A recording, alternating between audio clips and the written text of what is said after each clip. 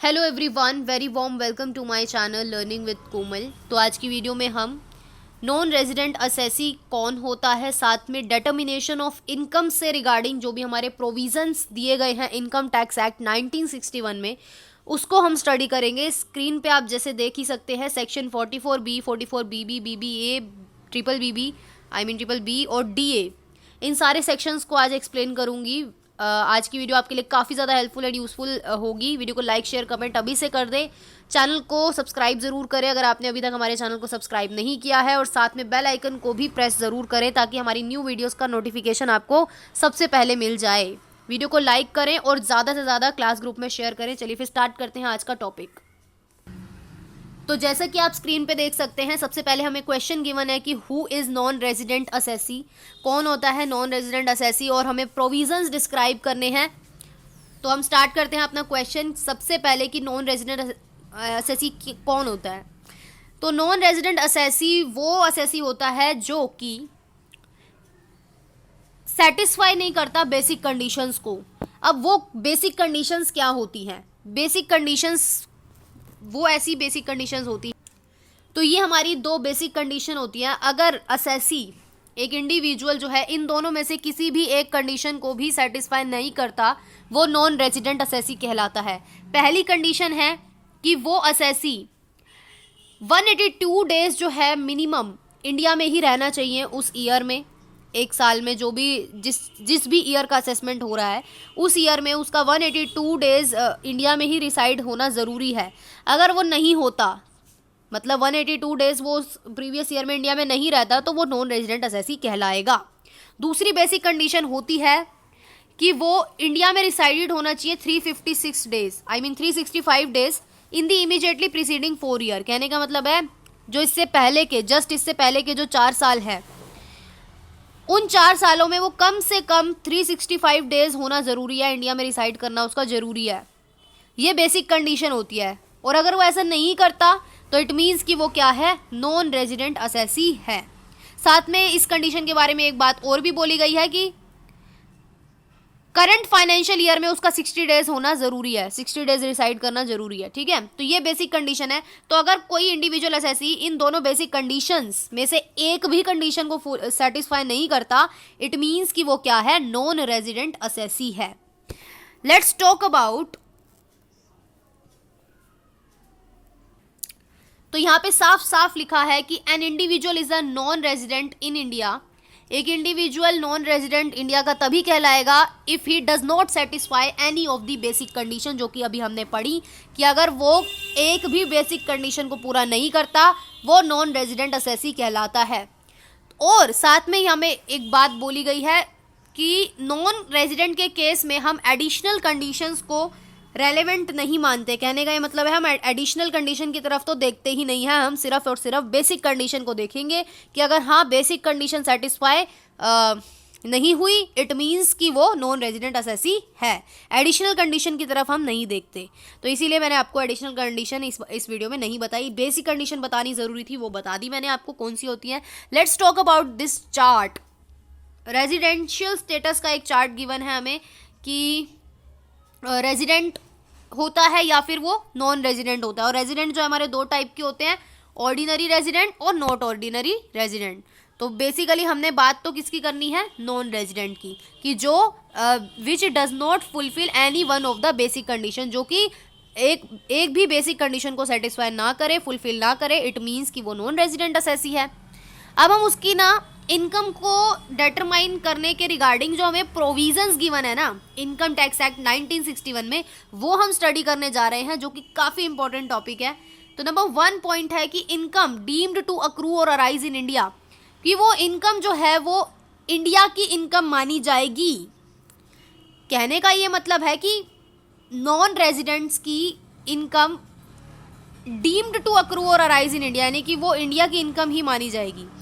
तो इसके बारे में ये बोला गया है कि the categories of income which are deem to accrue or arise in India in any place outside India. कहने का मतलब है कि इनकम हुई, लेकिन हुई कहाँ पे, आउटसाइड इंडिया में हुई, बट मानी किसकी जाएगी, वो इंडिया की इनकम मानी जाएगी। ऑब्वियसली तभी तो हम उसका असेसमेंट कर रहे हैं। अगर वो इंडिया की इनकम ही नहीं मानी जाएगी तो हम उसका असेसमेंट करेंगे ही क्यों। तो इसीलिए ऐसी इनकम जो हुई तो आउटसाइड, लेकिन वो मानी किसकी जाएगी, इंडिया की मानी जाएगी। तो ऐसी कौन सी इनकम हो सकती है? नंबर 1 है थ्रू और फ्रॉम एनी एसेट और source of income in India, कि वो इनकम किस वजह से हुई, वो इनकम किस वजह से हुई कि हमारी इंडिया में कोई एसेट है, कोई ऐसा सोर्स है, इंडिया में कोई ऐसा सोर्स है, कोई ऐसी एसेट है जिसकी वजह से इनकम हुई, तो वो इनकम जो है क्या कहलाएगी, डीम्ड टू अक्रू और अराइज इन इंडिया, यानी कि वो इंडिया की इनकम कहलाएगी और इंडिया में टैक्सेबल मानी जाएगी। दूसरा, ऐसी इनकम जो कैपिटल एसेट ट्रांसफर करने की वजह से हुई है और वो ट्रांसफर वो जो कैपिटल एसेट है वो इंडिया में सिचुएटेड है, ठीक है, तो वो वाली इनकम भी क्या कहलाएगी, इनकम डीम टू अक्रू और अराइज कहलाएगी, यानी कि नॉन रेजिडेंट असेसी की, और इंडिया में टैक्सेबल होगी। उसके बाद थ्रू और फ्रॉम बिजनेस कनेक्शन इंडिया, मतलब इनकम कैसे हुई कि इंडिया में कोई बिजनेस कनेक्शन है उस नॉन रेजिडेंट असेसी का, इंडिया में बिजनेस कनेक्शन है और उस वजह से वो इनकम हुई है, तो वो इनकम भी डीम टू अक्रू और अराइज इन इंडिया, यानी कि इंडिया की इनकम कहलाएगी और टैक्सेबल होगी, राइट। और चौथा कि एनी प्रॉपर्टी इन इंडिया, कि कोई प्रॉपर्टी है इंडिया में नॉन रेजिडेंट असेसी की और उस प्रॉपर्टी से उसको इनकम हो रही है, तो वो इनकम भी जो है डीम टू अक्रू और अराइज इन इंडिया कहलाएगी। कहने का मतलब वो इंडिया की इनकम मानी जाएगी और इंडिया में ही टैक्सेबल होगी। और यहाँ पे हमें एक बात बोली गई है कि इन दी अबव केसेस, ये जो अभी हमने 4 केस पढ़े, एक हमने पढ़ा एसेट का जो इंडिया का है, एक हमने पढ़ा कैपिटल एसेट जो इंडिया में सिचुएटेड है उस वजह से इनकम हो रही है, साथ में बिजनेस कनेक्शन हमने पढ़ा और प्रॉपर्टी पढ़ा, यहाँ इन चारों सोर्सेज से इनकम हो रही है, राइट।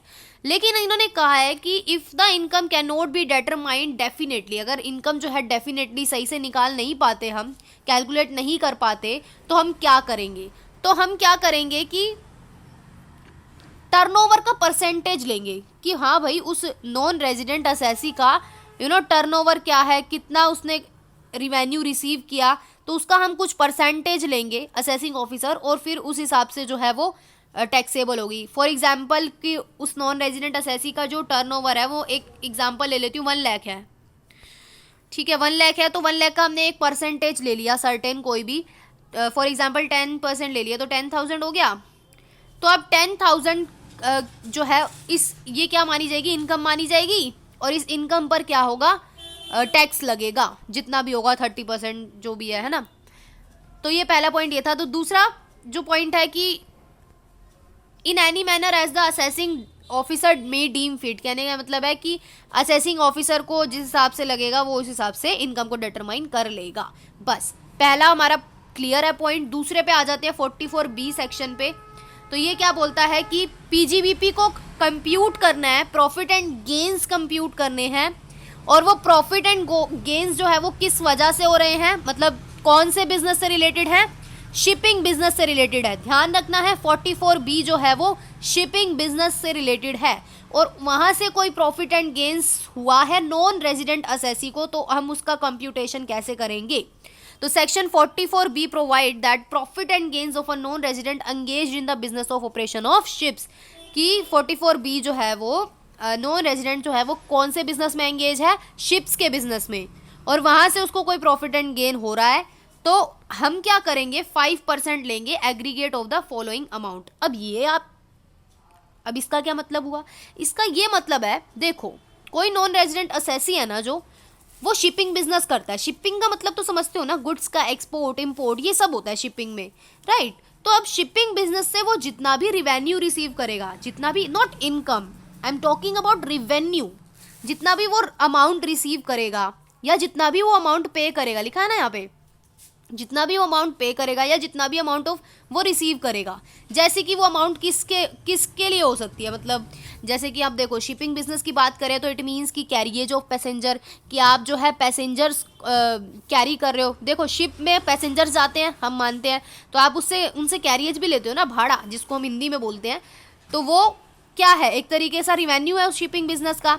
लाइव स्टॉक, कि आपने जो है, देखो लाइव स्टॉक यानी कि एनिमल्स की बेसिकली यहाँ पे बात हो रही है।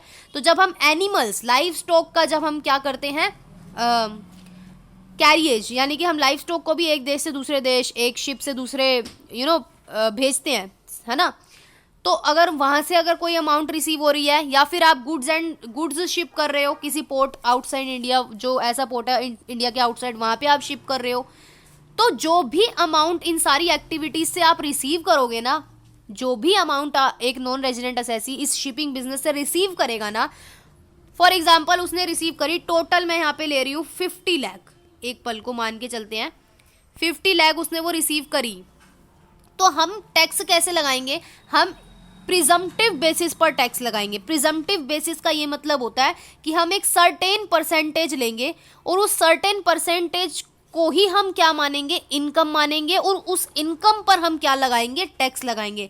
जैसे कि अमाउंट रिसीव हुई 50 लाख, तो 50 लाख का यहाँ पे साफ साफ बोल दिया गया है 5% हमें लेना है, तो 50 लाख का 5% कितना हो गया? 5 5 25, यानी कि 2,50,000 क्या हमने मान ली? इनकम मान ली। तो हम इसी 2,50,000 पे ही क्या लगाएंगे? टैक्स लगाएंगे। यहाँ पे साफ साफ बोल दिया गया है 5% of the aggregate of the following amount. तो यहाँ पे बस इन दोनों पॉइंट में कुछ भी अंतर नहीं है, बस ये लिखा है यहाँ पे रिसीव करी उसने नॉन रेजिडेंट असेसी ने, यहाँ पे पे करी, ठीक है। तो इन चीज़ों का हम एग्रीगेट लेंगे, और जो है और इन दोनों का एग्रीगेट मतलब रिसीव और पे दोनों का मिला के जो भी एग्रीगेट आएगा ना, मतलब टोटल आएगा, उसका 5% हम लेंगे, और 5% पर हम क्या करेंगे? टैक्स लगाएंगे। तो यहाँ पे साफ साफ बोल दिया गया है कि जो अभी हमने 1 और 2 में पढ़ा, यानी कि ये 1 और ये 2 में जो हमने पढ़ा, इसमें हमारा डीमरेज चार्जेस भी इंक्लूड होगा। इसका मतलब होता है विलंब शुल्क, हिंदी में बोलते हैं। इसका मतलब होता है कि देखो, जब हमारे जो है गुड्स हमने शिप करे बट वो लेट हो गए, राइट, तो लेट के चार्जेस लगते हैं ना, या हैंडलिंग चार्जेस भी आपके इंक्लूड होंगे। तो बस यहाँ पे इतनी सी बात बोली गई है। तो ये हमारा सेक्शन 44B था। Now let's talk about 44BB। तो 44BB क्या है? 44BB भी क्या है कि एक्सप्लोरेशन का बिजनेस है, कि हमें प्रॉफिट एंड गेन्स कंप्यूट करना है, और बिजनेस किस चीज का है? एक्सप्लोरेशन का है।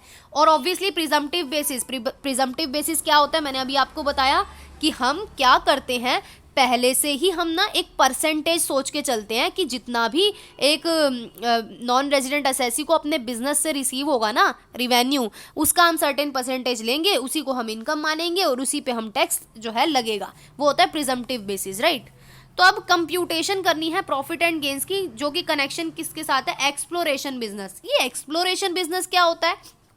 तो एक्सप्लोरेशन ऑफ बिजनेस का मतलब है कि ऐसा बिजनेस जो कि प्रोवाइड करता है services and facility in connection with, कौन सी सर्विस और facility? Supplying plant and machinery on hire purchasing वाला चैप्टर याद आया कि जब हम प्लांट एंड मशीनरी को हायर करते हैं, है ना, हायर करके जब हम प्रोडक्शन करते हैं, हमारे पास कोई मशीन नहीं है, हमने क्या किया? दूसरे से हायर कर ली कुछ टाइम पीरियड के लिए, और फिर उस पर जो है प्रोडक्शन किया। तो अब यहाँ से कोई मतलब ऐसा बिजनेस है जो कि नॉन रेजिडेंट असेसी जो है इन बिजनेस में एंगेज्ड है, जिसमें वो सर्विसेज और फैसिलिटीज प्रोवाइड कराता है, प्लांट एंड मशीनरी की सप्लाई हायर पर देता है, एंड यूज्ड और to be used in prospecting for, और ऑब्वियसली प्रोडक्शन के लिए यूज़ करता है वो, है ना। और या फिर मिनरल ऑयल्स की बात की गई है कि मिनरल ऑयल्स के प्रोडक्शन के लिए, ठीक है। तो अब इसके बारे में क्या बोला गया है? यहाँ पे आपको कितना लेना है? 10% लेना है। 44BB में आपको जो है 10% लेना है। अभी हमने 44B पढ़ा था, उसमें हमें 5% लेना था, यहाँ पे आप 10% लोगे। प्रिजम्पटिव बेसिस आप कितना लोगे? 10% लोगे। तो जितना भी प्रॉफिट एंड गेन है वो आप 10% मानोगे। कौन सी किस अमाउंट का 10%? वो हम पढ़ लेते हैं। इस अमाउंट का 10% देखिए, ए और बी का। ए और बी में क्या है कि on account of service supply of plant and machinery use to be, obviously अभी हमने यही जो पढ़ा था कि हाँ भाई सप्लाई और प्लांट मशीनरी इन सब की सप्लाई या फिर इन सब की हम फैसिलिटीज़, इन सब की हम सर्विसेज प्रोवाइड कराते हैं। और हमें जो है मिनरल ऑयल्स की ध्यान रखना है, ये मिनरल्स ऑयल से रिलेटेड है ये section.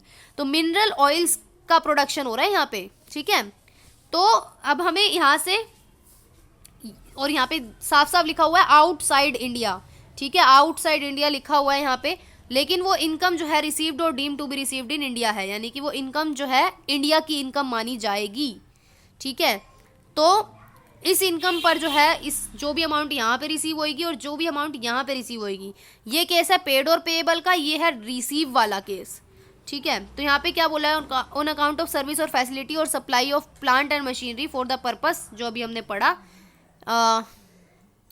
Paid or payable to the tax payer to any person on his behalf whether in or outside India. तो यहाँ पे पेड और पेएबल का केस है, यहाँ डीम टू रिसीव और इसका केस है।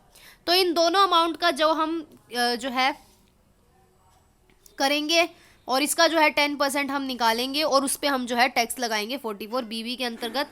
और यहाँ पे और भी कुछ बोला गया है कि section 44 BB is not applicable on any income to which provisions of 44 DA 115 A और 293 अगर अप्लाई होगा तो आपको 44 BB के अंतर्गत यानी कि ये वाला सेक्शन वहाँ पे उस इनकम पर अप्लाई नहीं होगा। अभी हम पढ़ेंगे 44 DA क्या है, ये भी हम स्टडी करेंगे। और 115 A की आपको दूसरी वीडियो मिल जाएगी जो मैंने ऑलरेडी बना रखी है चैनल को, इस वीडियो के डिस्क्रिप्शन बॉक्स में आपको लिंक मिल जाएगा। उसके बाद बात करें एन असेसी में क्लेम लोअर इनकम, असेसी जो है वो लोअर इनकम क्लेम कर सकता है 10% if he maintain book of account under section 44 AA and get them audited. कहने का ये मतलब है कि असेसी जो है वो 10% से कम भी ले सकता है अपनी इनकम, यानी कि 10, अभी हमने पढ़ा ना 10% का केस कि हाँ भी उसको 10% लेनी पड़ेगी, जितना भी वो अमाउंट रिसीव करेगा उसका 10% उसकी इनकम मानी जाएगी। बट यहाँ पे बोला गया है कि वो 10% से कम परसेंटेज जो है वो क्लेम कर सकता है अगर उसके जो अकाउंट्स हैं वो बुक्स ऑफ अकाउंट्स जो है वो ऑडिटेड हैं, तो वो क्लेम कर सकता है। उसके बाद हम बात करेंगे 44 BBA की। तो 44 BBA किससे रिलेटेड है, एयरक्राफ्ट के बिजनेस से रिलेटेड है। ध्यान से देखिए आप कि ऐसा बिजनेस जो एयरक्राफ्ट से रिलेटेड है नॉन रेजिडेंट के केस में 44 BBA, और ये सेक्शन जो है एप्लीकेबल होता है नॉन रेजिडेंट के केस में एंगेज जो कि एयरक्राफ्ट के बिजनेस में एंगेज्ड है। और यहाँ पर आप कैसे इनकम को कैलकुलेट करोगे, 5%, यहाँ पे 5% है, ध्यान रखेंगे 44 BBA में कि जितना भी अमाउंट वो रिसीव करेगा उसका 5% आप निकालोगे, वही उसकी इनकम आप मानोगे और उसी इनकम पर क्या लगेगा, टैक्स लगेगा। तो अब कौन सी इनकम है वो, एयरक्राफ्ट का बिजनेस है ऑब्वियसली, पैसेंजर कैरियज यानी कि जो आप पैसेंजर से रिसीव कर रहे हो अमाउंट, वो लाइव स्टॉक का कैरियज, मेल गुड्स, इन सब का जो भाड़ा, राइट, ये सब क्या है, अमाउंट रिसीव करोगे from any place outside India. मतलब आप कहाँ भेज रहे हो ये गुड्स, हो ये सारी चीज़ें कहाँ भेज रहे हो, इंडिया के बाहर भेज रहे हो। बट ऑब्वियसली वो इंडिया की तो कहलाएगी ना, क्योंकि आप भेज कहाँ से रहे हो, आप इंडिया से भेज रहे हो, भले ही आप बाहर भेज रहे हो बट भेज तो इंडिया से रहे हो ना। और अमाउंट, और यहाँ पे लिखा है अमाउंट ऑन यही सेम पॉइंट, बट यहाँ पे पेड और पेबल का केस है, यानी कि कोई अमाउंट जो है वो एनी प्लेस इन इंडिया है, पेड और पेएबल है, तो जो है इन दोनों अमाउंट का जो हम 5% लेंगे उसी को हम इनकम मानेंगे, उसी पे हम जो है टैक्स पे करेंगे। उसके बाद 44 BBB क्या बोलता है, टर्न की प्रोजेक्ट्स, टर्न की पावर प्रोजेक्ट्स, जो कि यहाँ पे बोला गया है कि नॉन रेजिडेंट असेसी जो है वो foreign companies of the foreign company engage in the business of civil construction के बिजनेस से एंगेज्ड है, या फिर कोई टर्न की प्रोजेक्ट्स होते हैं, पावर प्रोजेक्ट्स जिनको हम बोलते हैं। तो इस बिजनेस से अगर नॉन रेजिडेंट असेसी जो है एंगेज है, तो 44 BBB इसी के बारे में है कि income of N assessee being a foreign company, assessee कौन है यहाँ पर, फॉरेन कंपनी असेसी है, नॉन रेजिडेंट यानी कि, और वो टर्न की प्रोजेक्ट के बिजनेस में एंगेज्ड है। मतलब वो क्या काम करती है वो फॉरेन कंपनी, कुछ टर्न की प्रोजेक्ट्स में एंगेज है। टर्न की का मतलब ऐसे प्रोजेक्ट जो सेंट्रल गवर्नमेंट के द्वारा अप्रूव्ड हो, और साथ में वो किस बारे में हो सकते हैं, सिविल कंस्ट्रक्शन वाले प्रोजेक्ट्स हो सकते हैं, आप प्लांट एंड मशीनरी का इरेक्शन कर रहे हो, इरेक्शन मतलब उसको बना रहे हो, ऐसी कंपनी, ऐसी फॉरेन कंपनी जो आपके देश में आकर प्लांट एंड मशीनरी को बिल्ड कर रही है, इरेक्शन उसी को बोलते हैं, साथ में वो सिविल कंस्ट्रक्शन कर रही है। तो अगर उस फॉरेन कंपनी का ये बिजनेस है और वो प्रोजेक्ट, यहाँ पे साफ साफ बोल दिया गया, वो प्रोजेक्ट सेंट्रल गवर्नमेंट के द्वारा अप्रूव्ड होना जरूरी है, वही जो है एलिजिबल असेसी कहलाएगा। तो अब यहाँ पे आप 10% की जो है लोगे, the profit and gains of such business shall be 10% of the amount paid or payable to the said assessee or to any person। यहाँ पे आप 10% लोगे, जो भी अमाउंट रिसीव होगी उसी को आप प्रॉफिट एंड गेन्स मानोगे और उसी पे आप टैक्स दोगे।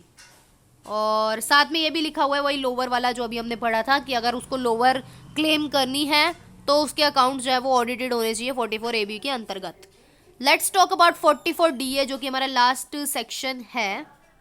तो 44 DA के बारे में मैं बता दूं, section 44 DA is applicable to the income of an SSC which is calculated by the way of royalty fees. तो रॉयल्टी फीस से रिलेटेड है कि हाँ कि किसी ने ना टेक्निकल सर्विसेज प्रोवाइड करी आपके देश में आकर और अब वो फीस मांग रहा है। कहने का ये मतलब है कि वो फीस तो उसकी इनकम हुई ना, है तो वो non resident. Section 44 DA is applicable to the income of an SSC which is calculated by way of royalty fees for technical service arising from the agreement between the non resident and Indian company. कि non resident ने Indian company को technical services provide की, अब Indian company या फिर government of India उसको क्या देगी, रॉयल्टी फीस देगी, राइट। गवर्नमेंट ऑफ इंडिया यानी कि उस नॉन रेजिडेंट असेसी का एग्रीमेंट इंडियन कंपनी के साथ भी हो सकता है, उसका GOI यानी कि गवर्नमेंट ऑफ इंडिया के साथ भी हो सकता है कॉन्ट्रैक्ट। तो अब नॉन रेजिडेंट के लिए तो वो इनकम ही है ना, वो फीस। तो property right or contract in respect to which royalty or fees for technical service are paid.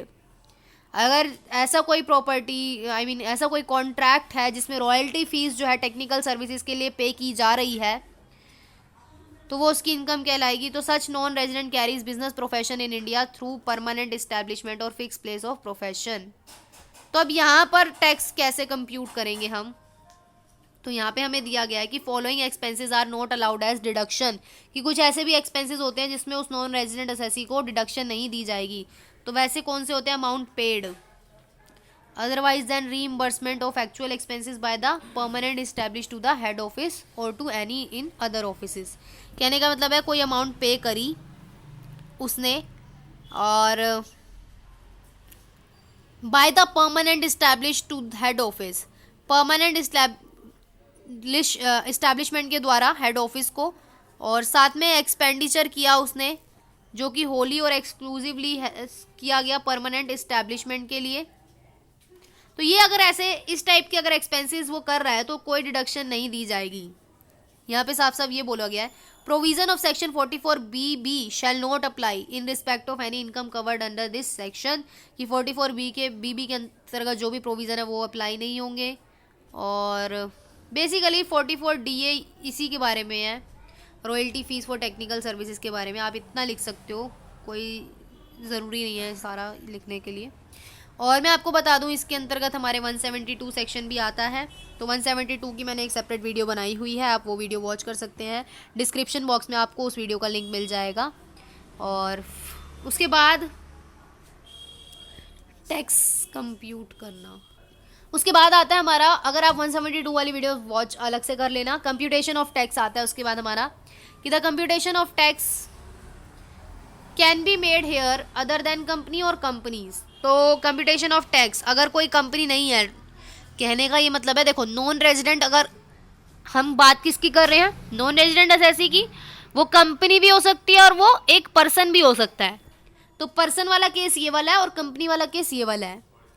तो नॉन रेजिडेंट कंपनी नहीं है, इसमें क्या होगा कि सेम रेट एप्लीकेबल होंगे, जो भी एक रेजिडेंट ऑफ इंडिया के ऊपर लगते हैं टैक्स के रेट वही उसी पे एप्लीकेबल होंगे। कंपनीज की बात करें तो फॉरेन कंपनीज पे जो भी टैक्स रेट लगेंगे वो एप्लीकेबल होंगे, बट सच कंपनी पे tax on fees for technical services. लेकिन जो कंपनी है वो टैक्स पे करेगी टेक्निकल सर्विसेज की, अगर वो फीस रिसीव कर रही है इंडियन कंसर्न से तो वहाँ पे जो है टैक्स पे करना पड़ेगा। तो ये थे प्रोविज़न। वीडियो को लाइक शेयर कमेंट ज़रूर करें। Thank you so much.